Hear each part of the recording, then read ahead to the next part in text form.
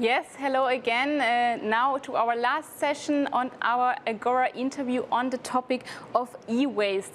I think latest since the pandemic, we all have been aware how much we all rely on information and communication technologies. We would, for instance, not be able to have this virtual version of the EDDs now without these technologies. But certainly there is also a downside to the ICTs, because we also need to actually manage the waste that we are creating.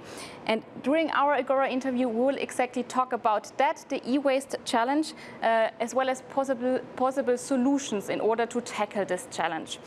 For my interview, I now have the pleasure to welcome and introduce you to Vanessa Gray.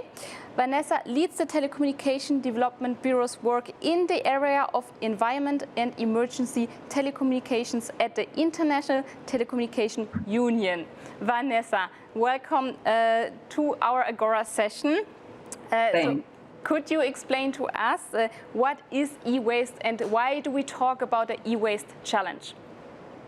Thank you, Angela. First of all, for inviting me to speak on behalf of ITU, the UN agency in charge of telecommunications, on this very important topic of electronic waste or e-waste. Maybe first, a very brief introduction to the term e-waste, which refers to waste from electrical and electronic equipment. So basically anything that works with a battery or a power cable, such as computers, mobile phones, fridges, hair dryers, but also kids' electronic toys. Now we talk about an e-waste challenge because waste from electrical and electronic equipment is one of the fastest growing and most complex waste streams in the world. And it affects both human health and the environment. Computers, phones, fridges, and other equipment help improve our standard of living. However, the way in which we currently produce, consume, and dispose of this equipment is unsustainable. Just yesterday, the World Health Organization published a new report on e-waste exposure and child health, highlighting the risk linked to informal e-waste recycling practices. Although some research point to a decrease in the amount of equipment purchased during the COVID-19 pandemic, the last 1.5 years have increased our dependency on connectivity infrastructure for online activities such as teleworking, e-learning, and e-health. And this raises concerns regarding a rise in the generation of e-waste from information and communication technologies, services, and use. And as you mentioned, with more people relying on the internet, online activity is growing, especially video streaming. This leads to strong increase in the amount of data that is shared and the number of data centers and other infrastructure needed to support this digitization process. So while at ITU our goal is to connect the world and bring communication to everyone, we also look at the downside and on how this eventually impacts the environment. And we emphasize the importance for us to move to more sustainable e-waste management and towards a circular economy for electronics, and to deliver solutions and tools to achieve this. Thank you very much, Vanessa. So I understand, thanks a lot for your introduction to e-waste. I understand that e-waste affects both human health and the environment. And unfortunately, the more we are connected, the bigger the problem. As people probably will not stop using these technologies, could you tell us a little bit more what are possible solutions in order to tackle this e-waste challenge? Yes. So to support the move towards a circular economy for electronics, we carry out a lot of research and we produce and heavily rely on data. This year, we're preparing a thought paper on the digital solutions for a circular economy for electronics.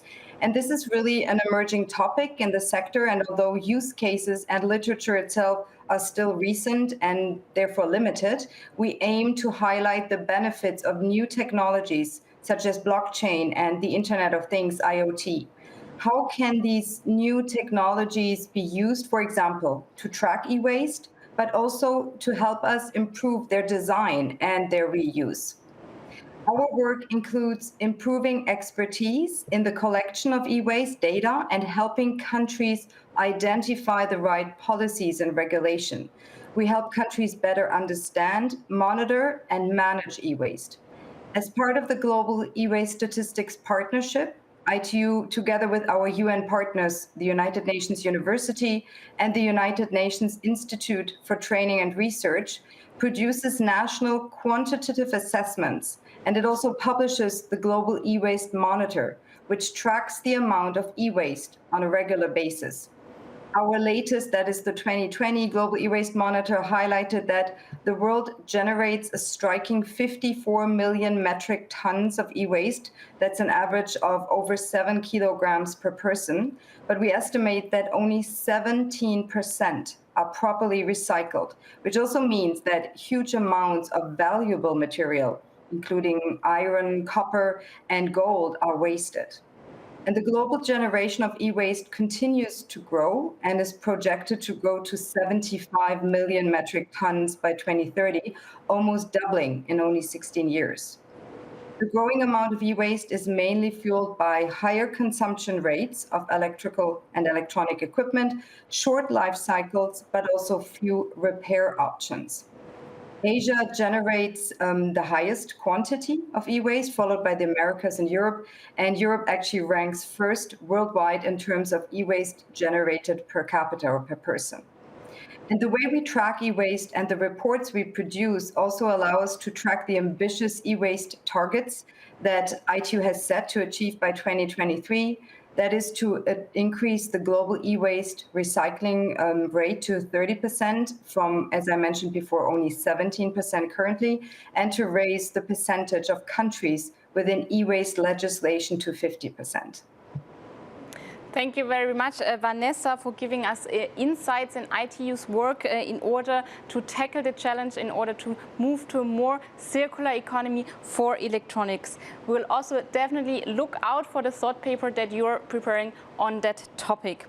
Now, you have talked a lot about monitoring and tracking of e-waste, but what are some other steps we can do in order to move to a more circular economy?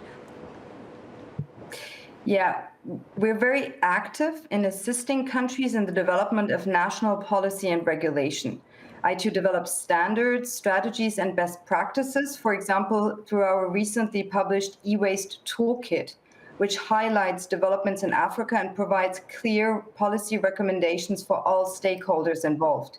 This includes, for example, the application of the Extended Producer Responsibility, EPR principle, where producers take responsibility for and also support the costs of the entire life cycle of products, including in the collection, recycling, and awareness-raising phase. And e-waste is a complex waste stream which requires the development of standards and the involvement of decision-making of a multitude of stakeholders, what we often call an all-actors approach. So for our work on e-waste and policies, it is critical to build partnerships at the international as well as the national level. ITU is a founding partner of the Global E-Waste Statistics Partnership, which supports national statistical offices. And we're also a founding member of the E-Waste Coalition, which comprises 10 UN agencies that all work on different aspects of e-waste: health, environment, labor, and so on. And our aim is to avoid duplication and foster coordination within the United Nations and the support on e-waste in countries.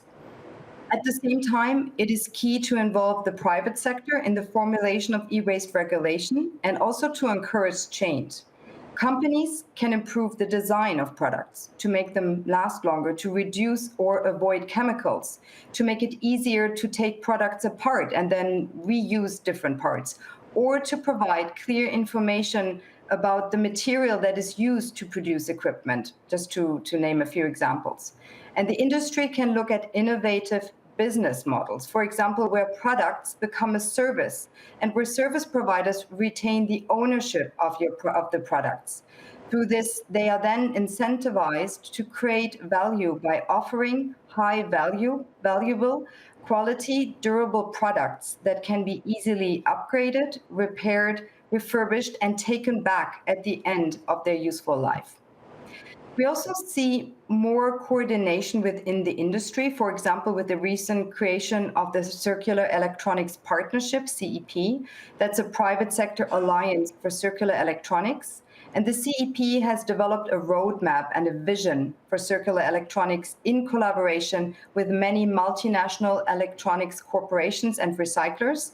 And this highlights the industry's recognition that more must be done to address the e-waste challenge. To finish, I'd like to give just a concrete example of what a cross-sectoral approach at the national level would look like. In Malawi, for example, we are bringing together all national stakeholders around the topic of e-waste. This includes different government institutions such as the Malawi Communications Regulatory Authority and the Environmental Affairs Department from the Ministry of Natural Resources, Energy and Mining, and local authorities, as well as key players from the private sector, including the producers and the recyclers, which are currently only a handful of small companies and informal e-waste recycling activities. So only if all these actors from across the electronics value chain can come together in a group, can we develop a really impactful e-waste policy that can be implemented. Thank you so much, Vanessa. Thank you so much for your insights and telling us also more concretely about the example in Malawi, that we need to bring all stakeholders together across the value chain of electronics in order to implement policies that actually will make a difference and a change. We also take your reminder with us that it's important to build partnerships at the international and the national level in order to tackle the e-waste challenge. Thanks a lot for your insights and for providing us insights on the work of ITU.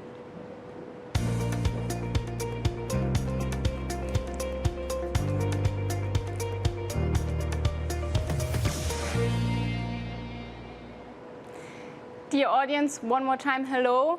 Just to say that it was a pleasure to be your thematic moderator on the topic of research, data and new technologies. I hope you enjoyed the 14th edition of the European Development Days, the first time in complete virtual format. I hope this edition triggered many interesting discussions, thoughts, reflections on how we can bring people and the environment closer together through innovative solutions and technologies.